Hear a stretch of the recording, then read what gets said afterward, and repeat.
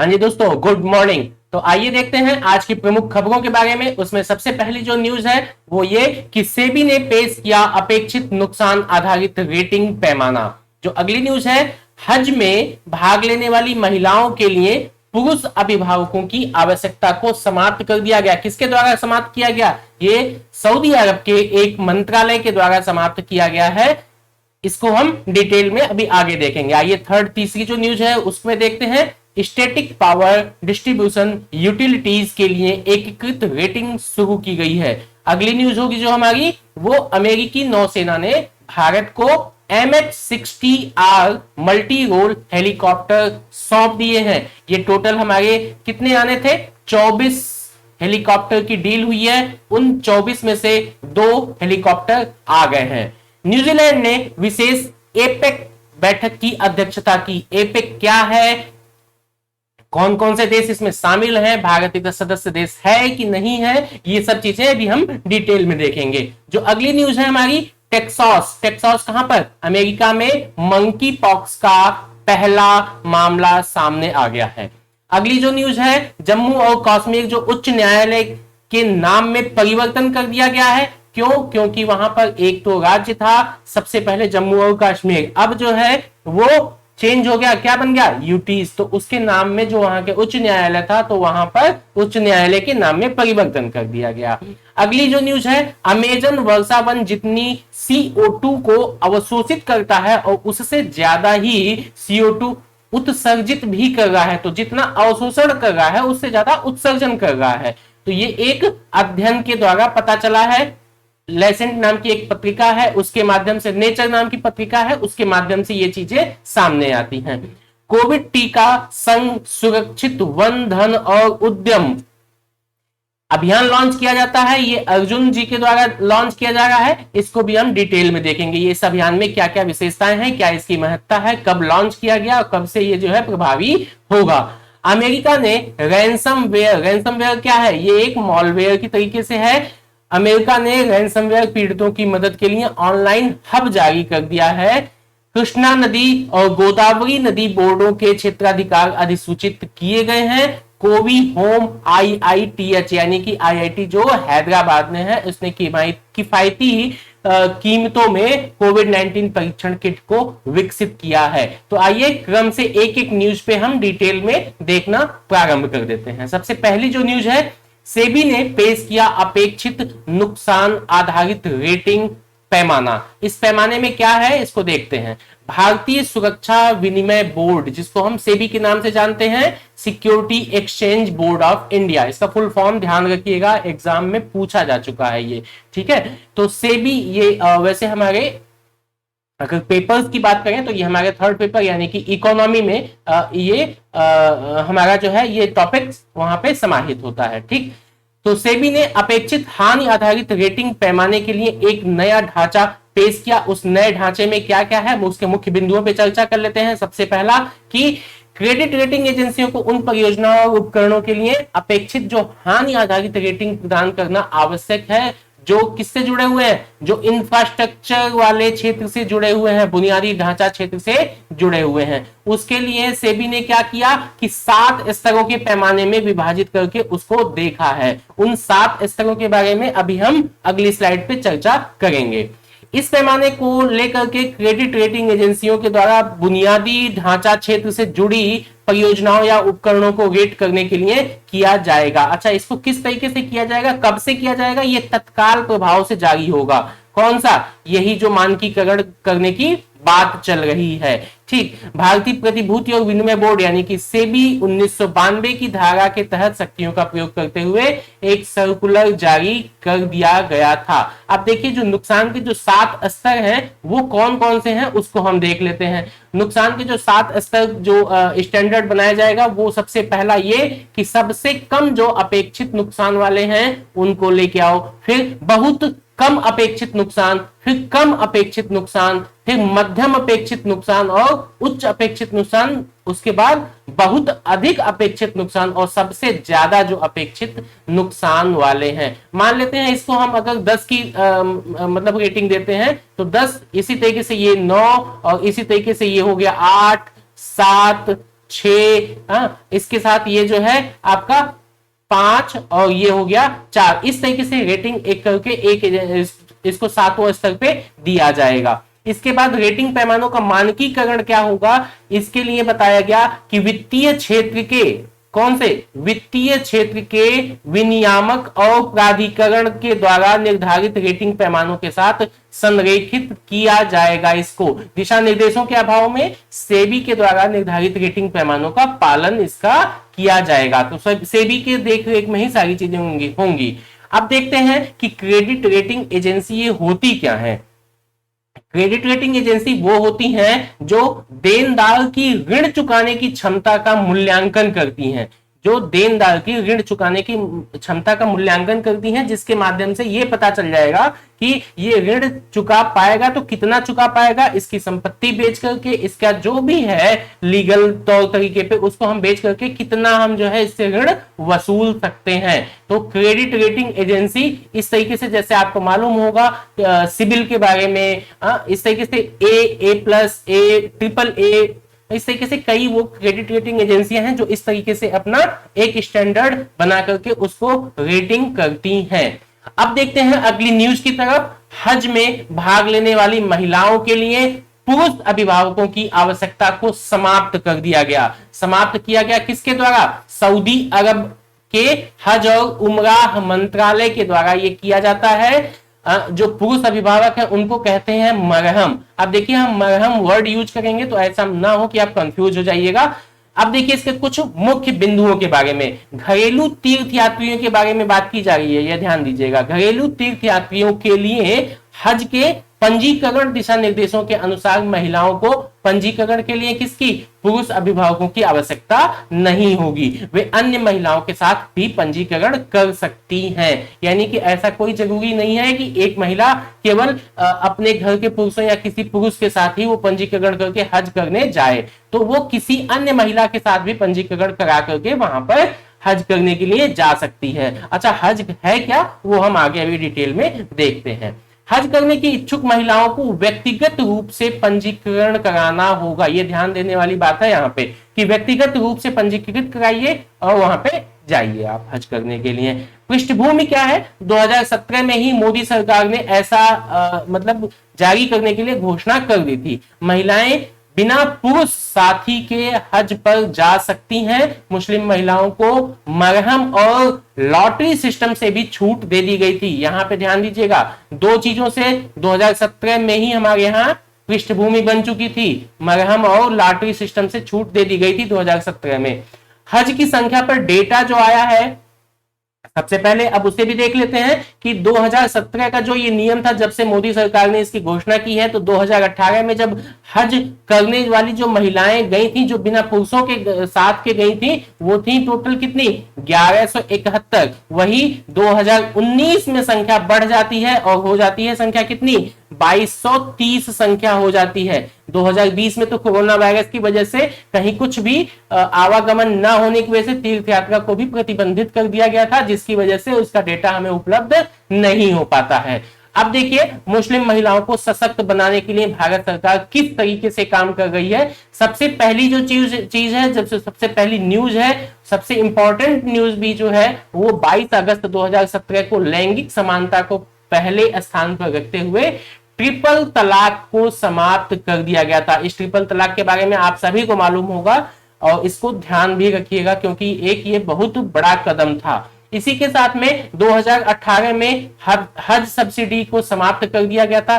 अच्छा, हज सब्सिडी को समाप्त करने के बाद लगभग 700 करोड़ रुपए की बचत होती है केंद्र सरकार को, और इस 700 करोड़ रुपए का इस्तेमाल किस तरीके से करती है वो देखिए। अल्पसंख्यक समुदायों की महिलाओं को शिक्षित करके उन्हें सशक्त बनाने के लिए इस प्रयास के परिणाम स्वरूप लड़कियों में स्कूल जो छोड़ने की दर थी वो 70% थी पहले, लेकिन जब से हज सब्सिडी का पैसा केंद्र सरकार उसको शिक्षित करने के लिए, किसको? अल्पसंख्यक समुदायों की महिलाओं को शिक्षित करने के लिए उसने पैसा जब लगाना खर्च स्टार्ट कर दिया, तो जो लड़कियों को स्कूल छोड़ने की जो दर थी वो 70% थी, वो बाद में घट करके कितना हो जाती है? 30% हो जाती है। तो ये एक हमारे लिए एक अच्छा कदम, बढ़िया कदम हो गया था। अब देखिए हज के बारे में। हज है क्या चीज? यह मक्का सऊदी अरब के लिए एक वार्षिक इस्लामी तीर्थ यात्रा है। कौन सा? एक वार्षिक इस्लामी तीर्थ यात्रा है, जिसे मुसलमानों के लिए सबसे पवित्र शहर माना जाता है। हज मुसलमानों के लिए क्या है? एक अनिवार्य धार्मिक कर्तव्य है। जैसे अगर हिंदुओं में धार्मिक कर्तव्य की बात करें तो उसमें चारों धाम इस तरीके से यात्रा करने लोग निकलते हैं। मतलब जीवन में एक बार जाना ही जाना, मतलब एक अच्छा वो माना जाता है, एक धार्मिक कर्तव्यों में इसको गिना जाता है। इसी तरीके से मुस्लिमों के साथ में है वो हज करना उनके जीवन काल में कम से कम एक बार करना अनिवार्य माना जाता है। ठीक है, इसी के बाद हम लोग अगली न्यूज पे चलते हैं। स्टेट पावर डिस्ट्रीब्यूशन यूटिलिटीज के लिए एकीकृत रेटिंग शुरू की गई है। किसके लिए? State power distribution utilities. थोड़ा सा ध्यान दीजिएगा यहाँ पे। विद्युत मंत्री हमारे आर.के. सिंह ने विद्युत वित्त निगम के 36वें स्थापना दिवस के अवसर पर, विद्युत वित्त निगम, ये ध्यान दीजिएगा, इसके 36वें स्थापना दिवस मनाई जा रही है। और नई दिल्ली में राज्य विद्युत वितरण इकाइयों के लिए 9वीं एकीकृत रेटिंग एजेंसी जारी की गई। तो किस क्रम की है ये भी ध्यान दीजिएगा, 9वीं एकीकृत रेटिंग एजेंसी जारी की जाती है। अब इसमें क्या है, कुछ मुख्य बिंदु को देखते हुए हम आगे बढ़ते हैं। राज्य विद्युत वितरण उपयोगिताओं के लिए एकीकृत रेटिंग जारी करते हुए मंत्री जी ये कहते हैं कि सभी उपयोगिताओं की भागीदारी के साथ में ही 41 राज्य विद्युत वितरण उपयोगिताओं को कवर करते हुए रेटिंग जो अवधि है वो 2019-20 के लिए वार्षिक एकीकृत रेटिंग अभ्यास पूरा कर लिया गया है। इसी के साथ में मंत्री जी बताते हैं कि वितरण क्षेत्र की सही स्थिति के निष्पक्ष और सटीक आकलन से भारतीय बिजली क्षेत्र को भी लाभ हो जाएगा और यह प्रदर्शन का आकलन और सुधार करने में भी मदद करने वाला है। इसी के साथ में जो अगला है पॉइंट वो देखते हैं। यह अभ्यास राज्य सरकारों और ऋण देने वाली संस्थाओं, अन्य हितधारकों को भी महत्वपूर्ण निर्णय लेने में सहायता कर देगा। जब रेटिंग पता चल जाएगा तो रेटिंग देख करके कोई भी फंड अपना उसमें इन्वेस्ट करना चाहेगा या फिर उसी को देख करके पीछे भी लोग मुड़ सकते हैं अगर रेटिंग खराब हो जाएगी तो। बिजली उपभोक्ताओं के अधिकार के नियम जो 2020 में थे वो हम लोग देख लेते हैं इसमें, कि इस दौरान मंत्री जी ने रेखांकित किया कि उपभोक्ता सशक्तिकरण, क्या उपभोक्ता सशक्तिकरण, जब कंज्यूमर जो है वो सशक्त होगा तभी तो हम जो है यूज कर पाएंगे। तो उपभोक्ता सशक्तिकरण पर ध्यान केंद्रित करने के उद्देश्य से अधिसूचित किया गया था। कौन सा अधिनियम? बिजली जो नियम है 2020 का, यह पहल उपभोक्ता को केंद्र स्तर पर रखेगी। केंद्र स्तर पर ये ऐसा मतलब कि नहीं सब दिल्ली पहुंच जाएंगे। केंद्र स्तर का मतलब यह है कि उसी को, उपभोक्ता को ही केंद्र में रखा जाएगा। जो सेवा प्रदान करने वाली कंपनियां हैं उनको सेकेंडरी स्तर पर रखा जाएगा। प्राथमिक स्तर पर किसको?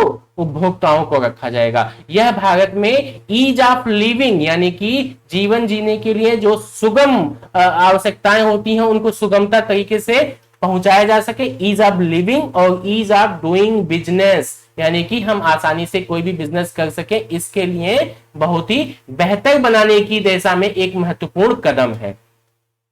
भारत सरकार की कुछ और भी योजनाएं चल रही हैं, उसको भी हम लोग देख लेते हैं। दीनदयाल उपाध्याय ग्राम ज्योति योजना, ठीक है, DUGJY करके ये एक योजना चल रही है। इसी के साथ में एक और योजना है जिसका नाम है एकीकृत विद्युत विकास निगम। इन दोनों योजनाओं के जैसे ही योजनाओं की मदद से सभी घरों में कितना 24/7 बिजली आपूर्ति प्रदान करने के लिए वितरण प्रणाली को मजबूत करने में राज्यों का समर्थन भी कर रही है। तो ये हो गया हमारा बिजली नियम 200/2020 वाला। ठीक, अच्छा अब इसमें PFC के बारे में भी देख लेते हैं। Power financial corporation limited, PFCL, ठीक है। PFCL जो है वो विद्युत मंत्रालय के एक भारतीय वित्तीय संस्थान है। इसकी स्थापना कब होती है? 1986 में हो गई है, 1986 में। PFC जो है वो भारतीय विद्युत क्षेत्र की वित्तीय रीढ़ के रूप में कार्य करता है। यह 8वां जो है सबसे अधिक लाभ कमाने वाला CPSE और भारत का सबसे बड़ा NBFC है। NBFC, non banking financial corporation. ठीक है, यह भारत की सबसे बड़ी इंफ्रास्ट्रक्चर फाइनेंस कंपनी भी है। तो इस तरीके से ये हमारा न्यूज भी समाप्त होता है। इसके बाद हम लोग चलते हैं अपनी अगली न्यूज की तरफ। इसमें क्या है, अमेरिकी नौसेना ने भारत को MH-60R मल्टी रोल हेलीकॉप्टर सौंपे हैं। किसने? अमेरिका ने सौंपे हैं। किसको? भारत को। तो ये ध्यान दीजिएगा, यहां पे कुछ न्यूज जैसे कि जो हमारी अमेरिकी जो नौसेना ने भारत अमेरिका रक्षा संबंध को मजबूत करते हुए ये पहल इन्होंने की है। ये अच्छा जो MH-60R मल्टी रोल हेलीकॉप्टर है, ये बनाता कौन है? ये जो लॉकहीड मार्टिन, नाम ध्यान दीजिएगा यहाँ पे, लॉकहीड मार्टिन के द्वारा निर्मित है। ये 24 यानी कि 24 MH-60R हेलीकॉप्टरों की खरीद कर रही है भारत सरकार। इसी के साथ में ये कितने लागत की है, हालांकि इस पे बहुत ज्यादा ध्यान देने की जरूरत नहीं है, लेकिन फिर भी बस एक बार इसको देख लीजिए। 2.4 बिलियन अमेरिकी डॉलर की लागत से ये खरीदा जा रहा है। साथ में ही भारतीय कैबिनेट के तत्कालीन जो अमेरिकी राष्ट्रपति डोनाल्ड ट्रंप थे, उन्हीं के साथ ये डील हो गई थी 2020 में, फरवरी 2020 में ही ये डील हो जाती है। इसी के बाद से देखिए भारतीय क्रू का जो पहला बैच अभी अमेरिका में ही ट्रेनिंग ले रहा है। जब ट्रेनिंग ले लेगा तो वो आने के बाद फिर यहाँ पे उसकी उड़ा सकेगा या फिर उसको जो है यूज कर सकेगा। इन हेलीकॉप्टरों को दुनिया का सबसे एडवांस समुद्री हेलीकॉप्टर भी माना जाता है। चलिए इसके में देख लेते हैं MHR-60 हेलीकॉप्टर की खरीद का महत्व क्या होगा। MHR-60R हेलीकॉप्टरों को शामिल करने के लिए भारतीय सेना की त्रिआयामी क्षमताओं में वृद्धि हो जाएगी। त्रिआयामी क्षमता मतलब क्या है? जल, थल और नौ, इन तीनों में वृद्धि हो जाएगी। ठीक है, जल, थल और नौ तीनों में वृद्धि हो जाएगी। इस हेलीकॉप्टरों को कई अद्वितीय उपकरणों, हथियारों के साथ में संशोधित किया जाएगा। यह भारत को सतह रोधी और पनडुब्बी रोधी युद्ध अभियानों को करने की क्षमता भी प्रदान कर देगा। तो एक तो सतह पर ही और दूसरा पनडुब्बी रोधी। ठीक है, दोनों चीजें ध्यान दीजिएगा। भारत अमेरिका रक्षा संबंधों के बारे में देख लेते हैं। 2008 के बाद से ही भारत और अमेरिका के रक्षा संबंधों में लगातार वृद्धि होती चली जा रही है। उसका परिणाम क्या है? उसका परिणाम यह हुआ कि रक्षा जो व्यापार है, डिफेंस हम लोगों का जो व्यापार हम लोग कर रहे हैं, वो 1 बिलियन अमेरिकी डॉलर से बढ़कर के कितना हो गया? 18 बिलियन अमेरिकी डॉलर तक अब हम लोग उसके साथ में, अमेरिका के साथ में व्यापार कर रहे हैं। रूस के बाद में दूसरे नंबर पर अमेरिका है, जिसके साथ ही हम लोग हथियार आपूर्ति करता वो देश है। भारत ने अमेरिका के साथ क्या क्या मतलब खरीदा है? C-130 हरक्यूलिस विमान लिया था, P-8 पोसिडॉन विमान भी खरीदा था, C-17 ग्लोब मास्टर भी अमेरिका से खरीदा था। इसी तरीके से AH-64 अपाचे हेलीकॉप्टर भी खरीदा, CH-47 चिनूक हेलीकॉप्टर खरीदा, M777 हॉविट्जर तोप भी अमेरिका से ही खरीदा था। इसीलिए अमेरिका ने 2016 में भारत को अद्वितीय यानी कि मेजर डिफेंस पार्टनर MDP घोषित किया था कि जो है भारत हमारे लिए मेजर डिफेंस पार्टनर का काम करता है। कितना हो गया था? 1 बिलियन डॉलर से बढ़ा करके कितना? 18 बिलियन डॉलर तक व्यापार करने लग गए थे। इसकी वजह से इसने ये सब चीजें की थी। 2018 में भारत को स्ट्रेटेजिक ट्रेड और ऑथराइजेशन, स्ट्रेटेजिक ट्रेड और ऑथराइजेशन STA-1 की भी श्रेणी में हमको रखा था। हमको मतलब भारत को रखा था। भारत STA-1 का दर्जा प्राप्त करने वाला विश्व का 37वां देश हो जाता है। वहीं एशियाई देशों की बात करें तो वहां पर भारत को तीसरा स्थान प्राप्त होता है। दक्षिण कोरिया और जापान के बाद में कौन सा? भारत हो गया है। इसी तरीके से आप हम लोग चलते हैं अपनी अगली न्यूज की तरफ। न्यूजीलैंड ने विशेष एपेक बैठक की अध्यक्षता की। एपेक क्या है? इसमें कौन से देश शामिल हैं? भारत इसका सदस्य देश है या नहीं है? वो सब हम लोग इसमें देखेंगे। आइए देखते हैं। न्यूजीलैंड अध्यक्षता करते हुए एशिया प्रशांत इकोनॉमिक कॉर्पोरेशन, एपिक का फुल फॉर्म क्या है? एशिया प्रशांत इकोनॉमिक कॉर्पोरेशन नामक एशिया प्रशांत व्यापार समूह की विशेष वर्चुअल बैठक की अध्यक्षता करता है। कौन? न्यूजीलैंड कर रहा है। ठीक है, यहां पे ध्यान दीजिएगा। उसी के साथ में कुछ इसके मुख्य बिंदु हैं, उस पे हम लोग देख लेते हैं। इस दौरान विश्व के जितने भी नेता हैं वो सभी इस पे प्रकाश डालते हैं विश्व के नेता का मतलब यही है कि एपेक में बैठने वाले जो विश्व के नेता हैं वो सभी इस पे व्यापक प्रकाश डालते हैं कि कोविड-19 टीकाकरण एक वैश्विक सार्वजनिक आवश्यकता बन गई है और स्वास्थ्य आपातकाल को दूर करने के लिए टीकों तक पहुंच में तेजी लाना आवश्यक है। ठीक है, टीकों तक पहुंच में तेजी लाना आवश्यक है। यहां पे ध्यान दीजिएगा, टीकों तक पहुंच, ठीक, इसी के लिए पूरा जो है जोर लगाया जा रहा है, सभी देशों के द्वारा लगाया जा रहा है।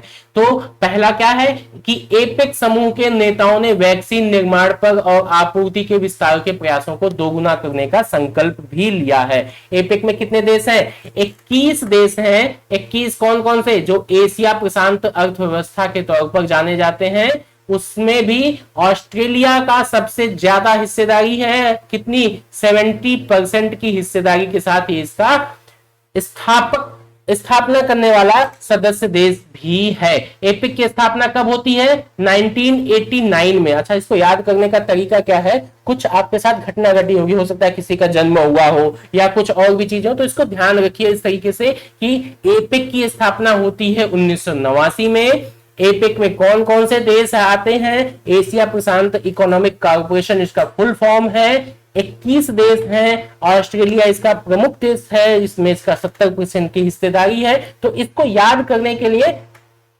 कुछ ना कुछ ट्रिक अपनाया कीजिए जिससे जो है इजिली ये याद हो सके, क्योंकि अक्सर ये सब एग्जाम में पूछा जाता है। इसी के बाद हम लोग अगले इसी के पॉइंट में देखते हैं। भारत एपेक का सदस्य नहीं है, ये ध्यान दीजिएगा। भारत जो है वो एपेक का सदस्य नहीं है, ये ध्यान देने वाली बात है। नहीं, क्यों नहीं है ये हम अभी देखते हैं। इसके जो सदस्य देश हैं वो कौन कौन से हैं? ऑस्ट्रेलिया, ब्रुनेई, चिली, कनाडा, चीन, हांगकांग, इंडोनेशिया, जापान, मलेशिया, दक्षिण Korea, Mexico, Peru, New Zealand, Papua New Guinea, रूस, फिलीपींस, सिंगापुर, थाईलैंड, चीनी, ताइपे, वियतनाम और अमेरिका, ये सभी एपेक के सदस्य हैं। इसको एक बार मैप में आप लोग देख करके उसके बाद जो है सबको उसमें जो है मेंशन कर लीजिएगा। ठीक है, ये एपेक के सभी सदस्य देश हैं, लेकिन भारत एपेक का सदस्य देश नहीं है। क्यों नहीं है? क्योंकि इसकी जो सीमा है वो प्रशांत महासागर के साथ में नहीं लगती है, इसी की वजह से इसको शामिल नहीं किया गया। हालांकि इसने एक बार सदस्यता के लिए अनुरोध किया था, भारत ने एपेक की सदस्यता के लिए अनुरोध किया था, जिसमें Australia, America, Japan, Papua New Guinea ये इसके समर्थन में खड़े भी हो गए थे, लेकिन इसको शामिल नहीं किया गया। नवंबर 2011 की बात है, भारत को पहली बार पर्यवेक्षक बनने का मौका मिला था, इसको आमंत्रित किया गया था। तो इस तरीके से ये हमने भी देख लिया। अब हम लोग चलते हैं अपने अगली न्यूज की तरफ। टेक्सास में मंकी पॉक्स का पहला मामला सामने आता है। मंकी पॉक्स क्या है ये भी हम लोग डिटेल में देखेंगे। टेक्सास कहां पर है? अमेरिका में। ठीक है, टेक्सास कहां पर? अमेरिका में। तो रोग नियंत्रण और रोकथाम केंद्र है, इसके अनुसार पता चलता है कि टेक्सास में दुर्लभ मानव मंकी पॉक्स का पहला मामला सामने आया था। अब इसके मुख्य बिंदु क्या है कि एक अमेरिकी निवासी में मंकी पॉक्स का पता चलता है, जिससे हाल ही में नाइजीरिया से अमेरिका की यात्रा की थी। अच्छा, मंकी पॉक्स है क्या? ये एक दुर्लभ वायरल बीमारी है लेकिन वर्तमान में यह जनता के लिए खतरे का कारण नहीं है। अभी तो हम लोग कोविड से वैसे ही जूझ रहे हैं। ठीक है, सीडीसी में यानी कि रोग नियंत्रक और रोकथाम केंद्र सीडीसी में प्रयोगशाला परीक्षण के लिए अनुसार रोगी मंकी पॉक्स के स्ट्रेन से संक्रमित है, जो आमतौर पर नाइजीरिया सहित पश्चिमी अफ्रीका के कुछ हिस्सों में पाया जाता है। कौन सा? ये मंकी पॉक्स जो है ये कहां पर? नाइजीरिया के साथ में पश्चिमी अफ्रीका के कुछ देशों में ये पाया जाता है। मंकी पॉक्स के इस स्ट्रेन से घातक संक्रमण 100 में से एक व्यक्ति को हो जाता है। ये इस मामले में यूके यानी कि यूनाइटेड किंगडम, उत्तराखंड वाला नहीं, इस मामले में कौन कौन से? United kingdom, Israel, Singapore, Nigeria से लौटने वाले यात्रियों में मंकी पॉक्स के 6 मामले सामने आ चुके हैं। अच्छा, अब देख लेते हैं मंकी पॉक्स है क्या। मंकी पॉक्स एक दुर्लभ लेकिन संभावित रूप से गंभीर वायरल बीमारी है। जो कि फ्लू जैसी ही बीमारी है, लेकिन इसमें प्रॉब्लम किस बॉडी के किस हिस्से में होती है, इसमें लिम्फ नोड्स की सूजन शुरू हो जाती है, ठीक है, और चेहरे और शरीर पर दाने निकल जाते हैं जैसे चिकन पॉक्स में निकलता है। अधिकांश जो संक्रमण है वो 2 से 4 सप्ताह तक चलता रहता है। यह चेचक के समान ही, हमने आपको बताया है चिकन पॉक्स के तरीके से चेचक के समान ही वायरस के परिवार को साझा करता है, लेकिन हल्के संक्रमण का कारण भी बनता है। तो ये हो गया मंकी पॉक्स के बारे में। मंकी पॉक्स वायरस क्या है? मंकी पॉक्स वायरस एमपीवी एक डबल स्टैंडर्ड डीएनए एक जूनोटिक वायरस है, जो कि यह परिवार पॉक्सीवायरिड में जीनस आर्थ्रोपॉक्स वायरस से संबंधित है। यह मानव आर्थ्रोपॉक्स वायरस में से एक है, जिसमें से वेरियोला, काउपॉक्स और वैक्सीनिया वायरस शामिल हैं। यह वायरस चेचक के समान रोग का कारण बन जाता है और यह वायरस प्राइमेट सहित जानवरों में पाया जाता है। अभी तक मनुष्य में देखिए इस तरीके से, अभी यहाँ पे क्या बताया जाएगा, प्राइमेट सहित जानवरों में पाया जाता है। इस वायरस को पहली बार 1958 में 1958 में डेनमार्क के कोबेन हेगन प्रीबेन वॉन मैग्नस के द्वारा केकड़े खाने वाले मकाक बंदर में पहचाना गया था। सबसे पहला कहां पर? 1958 में डेनमार्क के कोपेनहेगन में प्रीबेन वॉन मैग्नस के द्वारा केकड़े खाने वाले मकाक बंदरों में ये पहचाना गया था। तो इस तरीके से हमारा ये भी मंकी पॉक्स वायरस भी हमारा कंप्लीट हो गया। इसमें अब देखिए जो न्यूज आपके सामने है वो सबसे इंपॉर्टेंट न्यूज की हमारी जो साइंस की क्लास है वो लगभग अब समाप्त होने की कगार पे है। डेली ये 11 बजे चल रही है और अभी हो सकता है कि एक आध हफ्ते 10 दिन की क्लास ये बची हुई है। इसी के साथ में पॉलिटी की भी लगभग 1 हफ्ते की क्लास बची हुई है। ये डेली शाम को 6 बजे चल रही है। अब हमारी जो क्लास अगली स्टार्ट हो रही है वो आपकी वेडनेसडे से हिस्ट्री की क्लास स्टार्ट हो जा रही है। अभिषेक सर इस क्लास को लेंगे। साइंस का एमसीक्यूज वो भी आपका स्टार्ट आज से हो जाएगा। पॉलिटी का जो एमसीक्यूज है वो भी आपका आज से स्टार्ट हो जाएगा। इस तरीके से ये सभी पांचों प्रोग्राम हमारे चल रहे हैं और साथ में ही करंट अफेयर्स भी हमारा कंटिन्यू है। करंट अफेयर्स की क्लासेस भी चल रही हैं मॉर्निंग में डेली करंट अफेयर्स। उसके साथ में ही हमारी ज्योग्राफी भी क्लास इसमें ऐड होने वाली है, वो भी 2 से 3 दिन में स्टार्ट हो जाएगी। इस तरीके से हमारा यूपीपीसीएस 2021 को लेकर के पूरी तरीके से फोकस एक डेडिकेटेड बैच चल रहा है।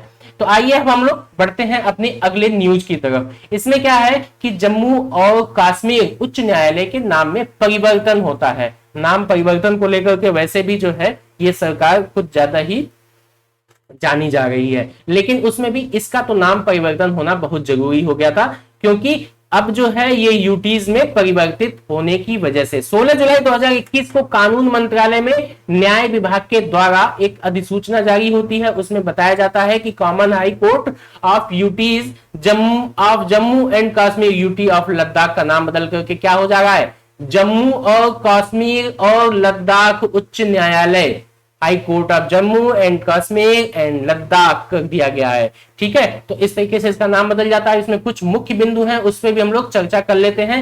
राष्ट्रपति जी हमारे जो रामनाथ कोविंद जी हैं, उन इस परिवर्तन को करने के लिए साइन कर दिए। कब? 2021 में साइन कर दिए हैं, यानी कि इसी साल चेंजेस हुए हैं। अभी हमने आपको यहाँ पे बताया भी है। ठीक है, पंजाब और हरियाणा उच्च न्यायालय में नाम पैटर्न के अनुसार ही इसमें भी नाम परिवर्तन को देखा जा रहा है और जम्मू और कश्मीर और लद्दाख उच्च न्यायालय इसमें प्रतिस्थापित किया जा सकता है। ठीक है, इसके साथ ही देखिए पृष्ठभूमि में जम्मू और कश्मीर पुनर्गठन अधिनियम 2019 आया था। उसी के अनुसार जम्मू और कश्मीर राज्य को केंद्र शासित प्रदेश यानी कि यूटीज जम्मू और कश्मीर और केंद्र शासित प्रदेश लद्दाख में पुनर्गठित करने के लिए अधिनियमित कर दिया गया था। अब इस अधिनियम के बारे में भी कुछ देख लेते हैं, क्या क्या चीजें हैं इसमें। अब इसमें देखिए, इस अधिनियम में जम्मू और कश्मीर राज्य के पुनर्गठन के प्रावधान शामिल किए गए हैं।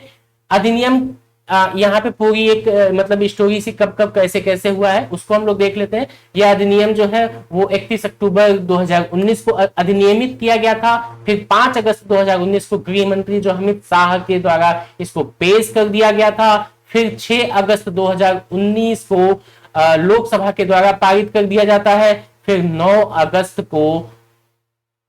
2019 को राष्ट्रपति की इस पे सहमति प्राप्त हो जाती है। इससे पहले अनुच्छेद 370 वाली कहानी तो आपको मालूम ही है, ठीक है। अनुच्छेद 370 के तहत जम्मू कश्मीर के दिए गए विशेष दर्जे को भी समाप्त कर दिया गया था, ठीक है। ये ध्यान दीजिएगा यहाँ पे।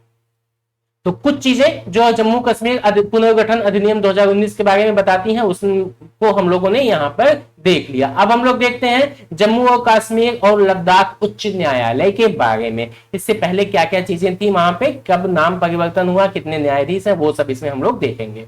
तो यह जो कोर्ट है वो केंद्र शासित जम्मू कश्मीर और लद्दाख के लिए किया गया है। इसकी स्थापना कब, 26 मार्च 1928 को 1928 को जम्मू और कश्मीर के महाराजा जो हुए थे उनके द्वारा जारी पेटेंट पत्र के द्वारा कर दी गई थी इसकी स्थापना। इसमें न्यायाधीशों की जो स्वीकृत संख्या है वो है 17, जिसमें से 13 जो न्यायाधीश हैं वो स्थायी हैं, परमानेंट है। 4 जो है वो एडिशनल अतिरिक्त न्यायाधीश हैं। अब देखिए इसमें न्यायमूर्ति जो पंकज मित्तल ये 4 जनवरी 2021 से इस न्यायालय के मुख्य न्यायाधीश हैं। तो इस तरीके से ये हमारी न्यूज भी समाप्त हो जाती है। अब हम लोग चलते हैं अगली न्यूज की तरफ जो इंपॉर्टेंट एक न्यूज है।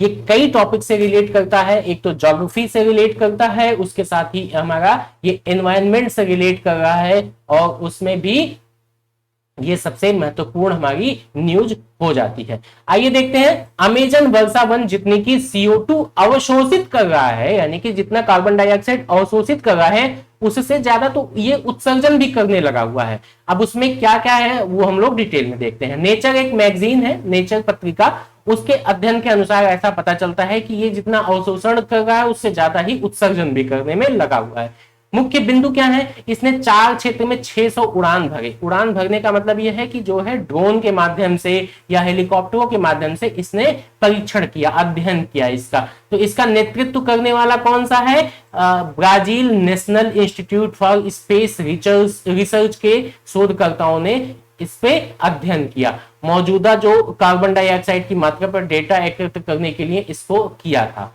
अब इसमें निष्कर्ष क्या निकला है, इस शोध के अनुसार पता चलता है कि कार्बन सिंक के रूप में अमेजन वर्षा वन की भूमिका घटती जा रही है। अमेजन वर्षा वन की भूमिका घटती जा रही है। यह पारिस्थितिकी तंत्र को तबाह कर सकता है। जब इतना ज्यादा कार्बन उत्सर्जन करेगा तो पारिस्थितिकी तंत्र तो हमारा तबाह हो ही जाएगा। जलवायु परिवर्तन के खिलाफ भी एक परेशान करने वाला ये संकेत है। तो इसीलिए हमारा ये टॉपिक इंपॉर्टेंट हो जाता है। एनवायरनमेंट को आपको मालूम होना चाहिए कि पिछले कुछ सालों में एनवायरनमेंट को लेकर के सभी गवर्नमेंट, यहाँ के पूरे विश्व के लोग बहुत ज्यादा सचेत हो चुके हैं और जल्दी से जल्दी इस पर कुछ एक निदान करने की आवश्यकता आन पड़ी है। अब उसमें देखते हैं अमेजन में जो परिवर्तन क्यों आया है, वो वनों की कटाई, जंगल में लगा देने वाली आग या लग जाने वाली आग, और तीसरा जलवायु परिवर्तन जैसे कारकों से ये सब प्रेरित हो रहा है। तो ये 3 घटनाएं हमको देखने को मिलती हैं। चलिए आइए इसमें हम लोग और डिटेल में देख लेते हैं। इस अध्ययन के अनुसार 4 क्षेत्र हर साल 410 million metric ton carbon dioxide उत्सर्जित कर रहा है। कितना, 410 million metric ton carbon dioxide उत्सर्जन कर रहे थे। यह उत्सर्जन आग का परिणाम थे। किसके, आग जो लग जा रही थी या लगा दिया जा रहा था, आग का परिणाम थे, जिसे अक्सर मनुष्यों के द्वारा जानबूझकर लगाया जाता है। 4 क्षेत्रों ने लगभग 120 मिलियन मीट्रिक टन कार्बन अवशोषित किया है। यहाँ पे ध्यान देने वाली बात है, 120 मिलियन टन कार्बन डाइऑक्साइड अवशोषण हो रहा है और 410 मिलियन टन कार्बन डाइऑक्साइड उत्सर्जन हो रहा है।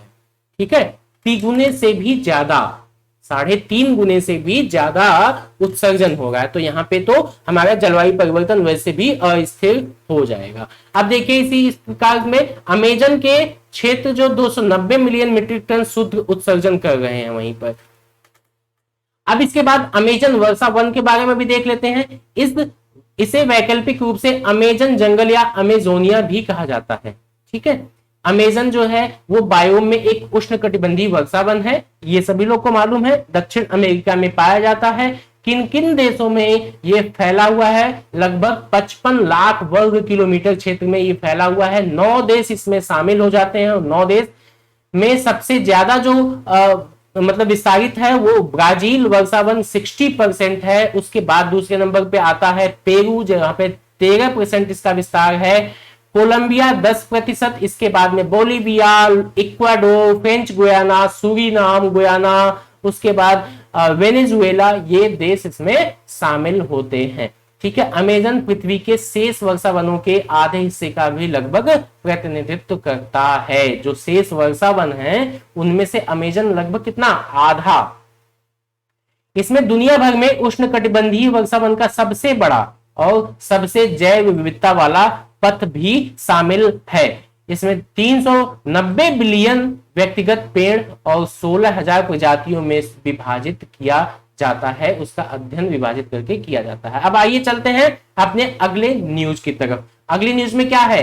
कोविड के संग सुरक्षित वन धन और उद्यम, नाम बड़ा अच्छा लग रहा है ना। कोविड टीका के संग सुरक्षित वन धन और उद्यम अभियान लॉन्च किया जाता है। हाल ही में जो केंद्रीय जनजाति मंत्री हैं श्री अर्जुन मुंडा जी, उनके द्वारा ये अभियान लॉन्च किया जा रहा है। अभियान के बारे में कुछ प्रमुख जो न्यूज है वो हम लोग देख लेते हैं। इसमें मिथकों, कोरोना वायरस वैक्सीन को लेकर के उसके मिथक, अफवाह और दुष्प्रचार को लेकर के इंफोडेमिक को मात देने में ये हमारी सहायता करेगा। क्या ये कोविड टीका संघ वन धन और उद्यम ये स्पेशली किसके लिए लाया गया है वो भी हम लोग अभी डिटेल में देखेंगे। यह जो आश्वासन है गर्भ और आत्म प्रभावकारिता पर ध्यान केंद्रित करता है और आदिवासी क्षेत्रों में, ठीक है, यहां पे ध्यान दीजिएगा, आदिवासी क्षेत्रों में स्वास्थ्य के लिए आजीविका को बढ़ावा भी देता है ये, या इसको लेकर के ही ये अभियान लॉन्च किया गया है। यह वन धन विकास केंद्र VDVK की गतिविधियों को भी ट्रैक करता है और हथकरघा, हस्तशिल्प और वन उत्पाद की खरीद, मूल्यवर्धन और विपणन में लगे आदिवासियों के बीच में कोविड-19 टीकाकरण गति को भी तेज करता है। अब देखिए, इसमें यूनिसेफ और WHO की साझेदारी के साथ यह अभियान शुरू किया जा रहा है। यह 50 लाख से अधिक आदिवासियों को जोड़ने का प्रयास किया जा रहा है इसके माध्यम से। इसके साथ ही कोविड-19 टीकाकरण मुफ्त भी लगाया जाएगा, आसपास के केंद्रों पर यह उपलब्ध होगा। यह लोगों को अस्पताल में भर्ती होने और मृत्यु से बचाने के साथ ही साथ आजीविका गतिविधियों को आगे बढ़ाने में भी मदद करेगा। इसी के साथ में अभियान के जो 3 प्रमुख जेज हैं वो क्या है? 3 प्रमुख जे का मतलब ये है जीवन, जीविका और जागरूकता। इस अभियान के 3 प्रमुख जे हैं ये, जीवन, जीविका और जागरूकता। ठीक है, जीवन में हर जीवन और आजीविका अनमोल होता है और टीकाकरण जीवन की कुंजी है, यानी कि टीका तो लगना ही लगना चाहिए। जीविका क्या है? टीकाकरण के साथ ही साथ वन धन विकास भी अगर होता रहे, उसकी आजीविका भी चलती रहे तो उसको कोई प्रॉब्लम नहीं होगी। आजीविका गतिविधियों को बीमारी के संक्रमण के डर से बिना जारी रखने में भी मदद मिल जाएगी, अस्पताल में भर्ती होने और अन्य अवसर लागतों को भी बचाएगा ये। इसी के साथ में जागरूकता, टीकाकरण के लिए पंजीकरण प्रक्रिया का सरलीकरण किया जाए। जैसे अभी तक क्या हो रहा है कि हम लोग पंजीकृत करते हैं अपने मतलब एक हमको डेट मिलती है, तो फला डेट में हम जाकर के फला समय पे जाकर के हम वहां पर टीकाकरण कराते हैं, यानी कि टीका लगवाते हैं। तो ये चीजें आसान की जाएं जिससे आदिवासियों के पास में अगर मोबाइल नहीं है, नेटवर्क नहीं है, फिर भी वो टीका लगवा सकें, वैक्सीन लगवा सकें। इसी के साथ अब इसी में कुछ और भी चीजें जो अभियान का महत्व है, ये किन किन को साथ में लेकर के चलेगा। स्वयं सहायता समूहों की क्षमता, नेटवर्क और सामान्य सेवा केंद्र, उर्वरक आउटलेट केंद्र, हाट और बाजार, वन धन विकास केंद्र और दूध संग्रह बिंदुओं जैसे अन्य सामान्य बिंदुओं का लाभ उठाएगा यह अभियान। इसी के साथ में यह अभियान चलेगा कैसे? यह अभियान जो है टीके को बढ़ावा देने और कोविड उपयुक्त व्यवहार को बढ़ावा देने के लिए आदिवासी रूपांकनों वाली, जो जैसे मतलब आदिवासी लोग अपने दीवारों पर पेंटिंग वेंटिंग करते हैं, उसी तरीके से करके पेंटिंग करके या फिर मतलब जो है सभी जगहों से उनको कलेक्ट किया जा सके और उनको टीका लगाया जा सके, उन सभी मतलब सलाहों को उपयोग में लाएगी। यह गैर पारंपरिक भागीदारी और सामुदायिक पहुंच का उपयोग करेगा, जैसे कि तड़वी, पटेल जैसे पारंपरिक जो नेता होते हैं उनको साथ में लेकर के वहां पर टीका को लगाने के लिए प्रोत्साहित करना, जनजातीय आबादी का टीकाकरण करने के लिए स्वास्थ्य संरचनाओं का उपयोग करके भी टीकों को अपनाने को प्रोत्साहित किया जाएगा। इसी के साथ में हम लोग चलते हैं अपनी अगली न्यूज की तरफ। अमेरिका ने रैंसमवेयर पीड़ितों की मदद के लिए ऑनलाइन हब जारी कर दिया है। इसमें क्या है, रैंसमवेयर एक प्रकार का मालवेयर है जिससे लोगों के कंप्यूटर डेटा उसको जो है एनक्रिप्ट करके उस पे मतलब फिरौती मांगते हैं। ये लोग क्या करते हैं अब इसमें देखते हैं आगे। मुख्य बिंदु क्या क्या है वो हम लोग पहले देख लेते हैं। ऑनलाइन हब कंपनियों और नगर पालिकाओं के संसाधन को ढूंढना और साइबर हैकर्स के द्वारा लक्षित होने वाले की स्थिति में उसको सहायता प्राप्त करना आसान बना देगा, जो ये ऑनलाइन हब बन रहा है इसकी वजह से। अमेरिकी सरकार ने विदेशी सरकारों द्वारा असमर्थित या निर्देशित साइबर अपराधियों को ट्रैक करने के लिए उपयोगी ट्रिप्स प्रदान करने वाले किसी भी व्यक्ति को $10 मिलियन तक का इनाम देने की भी घोषणा कर दी है कि अगर कोई इनको साइबर अपराधियों को ट्रैक करके हमें बताएगा तो हम उसको $10 मिलियन का पुरस्कार देंगे, पुरस्कृत करेंगे। क्रिप्टो करेंसी में इनाम देने की भुगतान की जा सकती है। यह जो है ऑनलाइन हब न्याय और होमलैंड सिक्योरिटी विभागों की एक पहल होगी। यह पहला केंद्रीय केंद्र है जो सभी एजेंसियों के रैंसमवेयर संसाधनों को समेकित करेगा। इसी के साथ में आइए देखते हैं इस वेबसाइट को कॉलोनियल पाइपलाइन कंपनी, कौन सी, कॉलोनियल पाइपलाइन कंपनी के खिलाफ रैंसमवेयर हमले की पृष्ठभूमि में लॉन्च किया गया है, जिसके कारण अमेरिका के पूर्वी तट पर गैस स्टेशनों पर व्यापक कमी आई थी। न्याय विभाग ने बाद में कॉलोनियल पाइपलाइन को क्रिप्टो करेंसी फिरौती में $2.3 मिलियन की वसूली में मदद की, जो उसने हैकर्स को दे दी थी। ये पिछली घटना है जिसकी वजह से अब वो ऑनलाइन हब जारी कर रहा है। ठीक है, यहां पे ध्यान दीजिएगा। साथ ही 2020 में साइबर अपराधियों को लगभग $350 मिलियन की फिरौती का भुगतान भी किया गया था। 2019 की तुलना में लगभग कितनी वृद्धि हुई, 300% की वृद्धि हो जाती है, जिसकी वजह से यह कदम उठाना पड़ता है। अब देख लेते हैं रैंसमवेयर क्या है। रैंसमवेयर जो है वो क्रिप्टो वायरोलॉजी का एक मैलवेयर है। किसका, क्रिप्टो वायरोलॉजी का एक मैलवेयर है जो पीड़ित के व्यक्तिगत डेटा को प्रकाशित करने या उस तक पहुंच को अवरुद्ध करने की धमकी दे देता है। जब तक कि कुछ फिरौती का भुगतान नहीं कर दिया जाता तब तक कि उसको उसकी फाइल को crypto advance malware, crypto viral जबरन वसूली इसके नाम से करते हैं, इसके नाम से जाना जाता है, जो पीड़ित की फाइलों को एनक्रिप्ट करता है और उन्हें डिक्रिप्ट करने के लिए फिरौती की भुगतान की मांग करता है। रैंसमवेयर क्या है, एक ट्रोजन का उपयोग करके ये किए जाते हैं, इसका प्रयोग किया जाता है। अब आइए अगली न्यूज की तरफ बढ़ते हैं। अगली न्यूज में क्या है, कृष्णा और गोदावरी नदी बोर्डों के क्षेत्राधिकार अधिसूचित किए गए हैं। कृष्णा और गोदावरी नदी का विवाद आप सभी को मालूम होगा किन किन राज्यों के बीच में है, उसी के साथ में इसको लेकर के कौन कौन से अधिनियम बने, वो सब चीजें आपको ध्यान होना चाहिए, कौन कौन से अधिनियम बने हैं। ठीक है, देखिए केंद्र सरकार सबसे पहले तो यहाँ पे क्या, केंद्र सरकार भागीदारी कर रही है। आंध्र प्रदेश पुनर्गठन अधिनियम के तहत ही दो, एक तो पहली कृष्णा नदी प्रबंधन बोर्ड और दूसरा गोदावरी नदी प्रबंधन बोर्ड, KRMB और GRMB, ठीक है, के गठन के साथ में 7 साल के बाद उनके अधिकार क्षेत्र को अधिसूचित किया है। मुख्य बिंदु क्या है, इन बोर्डों के गठन के साथ में ही केंद्र ने आंध्र प्रदेश और तेलंगाना में 2 नदी घाटियों में जल विद्युत उत्पादन सहित सभी परियोजनाओं का संचालन उन्हें हस्तांतरित कर दिया है। किसके किसके बीच में, आंध्र प्रदेश और तेलंगाना, ये ध्यान दीजिएगा यहाँ पे। ठीक है, कब हुआ यह, 14 अक्टूबर 2021 से प्रभावी होगा। 14 अक्टूबर से, अभी कौन सा महीना चल रहा है, जुलाई, तो ऐसा ना हो कि आप इसको पिछले वाला 14 अक्टूबर 2020 लगा दीजिए, ये प्रभावी होगा 14 अक्टूबर 2021 से, ठीक है। जल शक्ति मंत्रालय के द्वारा यह अधिसूचना जारी की जाती है। यह अधिसूचना कृष्णा बेसिन में 35 और गोदावरी बेसिन में 71 परियोजनाओं को बोर्ड के दायरे में लाया गया है।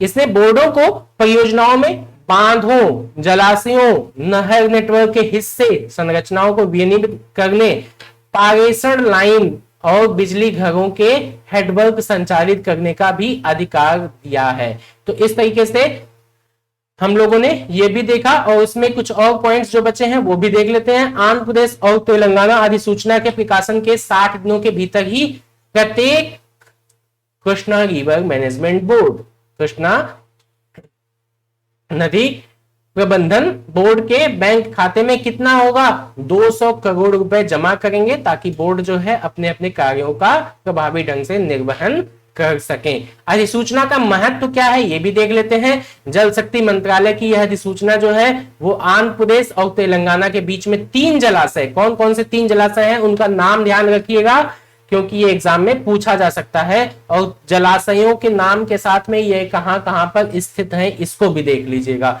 ठीक है। आंध्र प्रदेश और तेलंगाना के जो बीच में 3 जलाशय, कौन कौन से, श्रीशैलम जलाशय, दूसरा नागार्जुन सागर, ये नाम तो सागर आपको दिख रहा है लेकिन ये है एक जलाशय, ठीक है, आप इसको ध्यान से देखिएगा। पुली चिंतला, पुली चिंतला ये नया नाम आपको मिल रहा होगा। श्रीशैलम और नागार्जुन सागर तो ज्योग्राफी में भी आपने मैपिंग की होगी तो इसको देखा होगा, लेकिन पुली चिंतला के बारे में आपने नहीं देखा होगा, तो इसको एक बार सर्च कर लीजिएगा, मैप में देख लीजिएगा, क्योंकि यही जो नई नई चीजें होती हैं वो परेशान करती हैं एग्जाम टाइम में, और यही से एग्जाम में पूछ लिया जाता है, ठीक है। पुली चिंतला में परियोजना कार्यों और जल विद्युत मंत्रालय के संबंध में विवाद बढ़ने के आलोक में ये महत्वपूर्ण हो जाता है। आंध्र प्रदेश और तेलंगाना के बीच में विवाद क्या है, आंध्र प्रदेश लंबे समय से बोर्डों के दायरे के लिए अधिसूचना की मांग कर रहा है, जबकि तेलंगाना इसका विरोध कर रहा है कि राज्यों के हिस्से का पानी स्पष्टता प्रदान किए बिना परियोजनाओं के संचालन को सौंपना अर्थहीन होगा, यानी कि परियोजनाओं को न सौंपा जाए। सबसे पहले तो पानी पर स्पष्टता हो जाए, पानी हमको कितना मिलेगा यानी कि तेलंगाना को, और कितना आंध्र प्रदेश में बंटवारा होगा कितना % का, तब जाकर के इसको परियोजनाओं का संचालन किया जाए। KRMB का कार्य क्या है, Krishna river management board, Krishna जल विवाद न्यायाधिकरण KWDT द्वारा किए गए अवार्ड के संबंध में परियोजनाओं और इसके घटकों से उत्पन्न पानी और बिजली की आपूर्ति को विनियमित करने का कार्य सौंपा गया है, ठीक है। इसी के साथ में अब हम लोग चलते हैं अपनी अंतिम न्यूज की तरफ। अंतिम न्यूज में क्या है, ये बहुत ही इंपॉर्टेंट है क्योंकि ये कोविड को लेकर के इसमें बातें बताई गई हैं। देखिए, कोवी होम नाम से एक वैक्सीन आ गई है जिसको रिसर्च के माध्यम से निकाला IITH मतलब IIT हैदराबाद ने, किफायती दाम में निकाला है कोविड-19 परीक्षण किट। आइए देख लेते हैं डिटेल में इसके बारे में। भारतीय प्रौद्योगिकी संस्थान हैदराबाद के शोधकर्ताओं ने लाया पहला रैपिड इलेक्ट्रॉनिक और आर्टिफिशियल इंटेलिजेंस संचालित कोविड-19 परीक्षण विकसित किया है। यहां ध्यान दीजिएगा, रैपिड इलेक्ट्रॉनिक और आर्टिफिशियल इंटेलिजेंस संचालित कोविड-19 परीक्षण विकसित किया है, जिसको किस नाम से, कोवी होम के नाम से जाना जा रहा है। यह घर पर ही एक किफायती कीमत पर किया जा सकता है। कोवी होम टेस्ट किट लाया गया पहला, क्या इसके जो प्रमुख बिंदु है उस पर देख लेते हैं। यह परीक्षण किट रोग सूचक यानी कि सिम्टमिक और एसिम्टमिक रोगियों के लिए 30 मिनट के भीतर ही ये हमको रिजल्ट बता देगी कि हमको कोविड हुआ है कि या नहीं हुआ है। अगर हम ये काम करने लग गए, कोविड होम से चेक करने लग गए, तो RT-PCR की हमको जरूरत नहीं पड़ेगी। RT-PCR थोड़ा सा इसके फुल फॉर्म को भी ध्यान रखिएगा, reverse transcription polymerase chain reaction, ये ध्यान दीजिएगा, ये एग्जाम में पूछा जा सकता है, ठीक है। इस टेस्ट की आवश्यकता नहीं होगी जब हम कोवी होम से चेक करेंगे। इस किट के लिए एक पेटेंट फाइल किया गया है जो कि अभी मिला नहीं है, मिल जाएगा तो उसके बाद ये बड़े पैमाने पर इसका विस्तार किया जा सकता है। टेस्ट किट की क्षमता क्या है, आइए इस पे देख लेते हैं। CSIR CCMB यानी कि central for cellular and molecular biology, ये कहां पर है ये आप लोग कमेंट बॉक्स में मुझे जरूर बताइएगा, क्योंकि ये कई बार एग्जाम में पूछा जा चुका है कि CCMB कहां पर है। CSIR और CCMB ने भारतीय चिकित्सा अनुसंधान परिषद यानी कि ICMR की सलाह के बाद में इन हाउस नमूनों और अस्पताल के नमूनों के साथ स्वैब नमूनों में सार्स कोविड-19 2 वायरस का पता लगाने के लिए rapid RNA electric diagnostic device का सत्यापन कर दिया। RT-PCR विधि के द्वारा सकारात्मक या नकारात्मकता के लिए नमूनों की पुष्टि भी कर दी गई है। किट की कीमत कितनी है? जब भाई किट की कीमत, जब लागत मनुष्यों के उसमें मनुष्यों के मतलब ये है कि लोगों की मतलब पॉकेट मनी के अनुसार होगी, तभी तो हम इसको जो है उपयोग में ला पाएंगे ना। तो किट की कीमत कितनी? 400 रुपए रखी गई है, लेकिन अगर बड़े पैमाने पर इसका उत्पादन होगा तो 300 रुपए भी इसको किया जा सकता है। विकास का उद्देश्य क्या है? इस परीक्षण किट को सस्ती और तेज परीक्षण प्रदान करने की ट्रांसक्रिप्शन प्रणाली को श्रृंखला को तोड़ने के उद्देश्य से विकसित किया गया था। आपको मालूम है कि RT-PCR करने में कितना समय लग जाता है, एक दिन करवा के और दूसरे दिन रिपोर्ट आती है। तो इन सब चीजों से थोड़ा सा अब जल्दी हर चीज हो सकेगी। कोई भी न्यूज आई या किसी को कुछ होता है, कोविड होता है, तो उसने चेक किया, आधे घंटे के बाद पता चल गया कि हमें कोविड है या नहीं है। तुरंत उसको पता चलने के बाद तुरंत उस पर जो है इलाज संभव हो सकेगा। अब देखते हैं इसमें IITH के बारे में भी देख लेते हैं। Indian institute of technology Hyderabad, IITH जो है ये वर्तमान समय में तेलंगाना के संगारेड्डी जिले में है। ये ध्यान दीजिएगा, ऐसा ना हो कि आपने IITS देखा और हैदराबाद में लगा दिया। तो जो विभाजन हुआ आंध्र प्रदेश और तेलंगाना में, जब से विभाजन हुआ, हालांकि स्थापना तो पहले हो चुकी थी, लेकिन विभाजन होने के बाद में ये तेलंगाना के संगारेड्डी जिले में स्थित है। ये ध्यान दीजिएगा वर्तमान समय में। ये एक सार्वजनिक तकनीकी और अनुसंधान विश्वविद्यालय है। यह मानव संसाधन विकास मंत्रालय के द्वारा प्रौद्योगिकी संस्थान अधिनियम 2011 के अनुसार स्थापित किया गया था। जापान सरकार ने इसको जो है तकनीकी रूप से सहायता भी प्रदान की थी। ठीक है, इसने 18 अगस्त 2008 को आयुध निर्माण फैक्ट्री मेडक में अपने स्थायी परिसर से काम करना शुरू कर दिया था 2008 में।